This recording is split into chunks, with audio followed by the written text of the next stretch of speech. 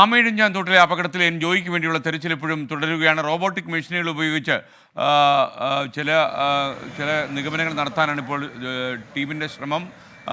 നമുക്കൊപ്പം അലക്സ് റാം മുഹമ്മദ് ചേരുന്നു. ഷബീദ് റാവുത്തറും നമുക്കൊപ്പം ചേരാൻ റെഡിയായി നിൽക്കുകയാണ്. ആദ്യം അലക്സ് റാം മുഹമ്മദിലേക്ക്. അലക്സ് റാം, ഇപ്പോൾ ലേറ്റസ്റ്റ് ആയിട്ട് എന്താണ് ഇപ്പോൾ സംഭവിച്ചുകൊണ്ടിരിക്കുന്നത്?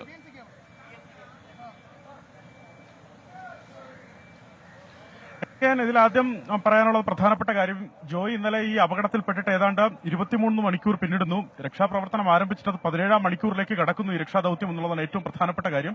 ഇന്ന് രാവിലെ 7 മണിയോടുകൂടെ തന്നെ 6:30 മണിയോടുകൂടെ തന്നെ NDRFന്റെ സംഘം ഇവിടെ എത്തുകയും 7 മണിയോടുകൂടെ സ്കൂബ സംഘം എത്തുകയും ചെയ്തു.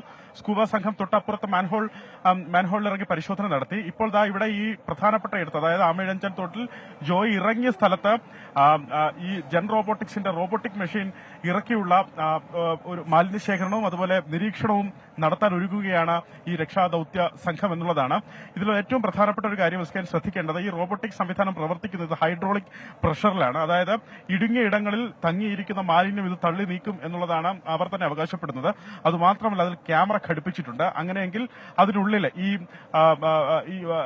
ഈ കനാലിനുള്ളിലെ നിരീക്ഷണം അത് കൃത്യമായി തന്നെ നടത്താൻ സാധിക്കും. ഡക്റ്റിനുള്ളിലെ നിരീക്ഷണം നടത്താൻ സാധിക്കും. ടണലിനുള്ളിൽ എന്തൊക്കെയാണ് ഈ അടഞ്ഞിരിക്കുന്നത്, എന്തൊക്കെയാണ് അതിൽ തടസ്സം സൃഷ്ടിക്കുന്നത്, ഈ ജലം ഒഴുകുന്നതിന്, മാലിന്യം കടന്നു പോകുന്നതിന് എന്താണ് തടസ്സം എന്നുള്ള കാര്യം അതിന് നിരീക്ഷിക്കാൻ സാധിക്കുമെന്നാണ് അനുമാനിക്കുന്നത്. എന്താണെങ്കിലും ആ സംവിധാനത്തിനൊപ്പം ഒരാൾ കൂടി, ഒരു സ്കൂബ ഡൈവറോ അതല്ലെങ്കിൽ ഒരു മുങ്ങൽ വിദഗ്ധനോ കൂടി ആ മെഷീനൊപ്പം പോകേണ്ടതുണ്ട്. എന്താണെങ്കിലും നഗരസഭയിലെ ശുചീകരണ പ്രവർത്തകർ, അതുപോലെ NDRF സംഘം, അതുപോലെ തന്നെ മറ്റ് ഈ രക്ഷാദൌത്യ സേന അവരെല്ലാവരും ചേർന്ന് ആദ്യഘട്ടത്തിൽ ഇവിടെ നിന്ന് ലോഡ് കണക്കിന് മാലിന്യം ഈ ഘട്ടത്തിൽ മാറ്റിയിട്ടുണ്ട്. ഏതാണ്ട് 1.5 മണിക്കൂർ കൊണ്ട് അവർ മാറ്റിയിട്ടുണ്ട്. പിന്നെയും മാലിന്യം ഇങ്ങനെ വന്നുകൊണ്ടിരിക്കുകയാണ്.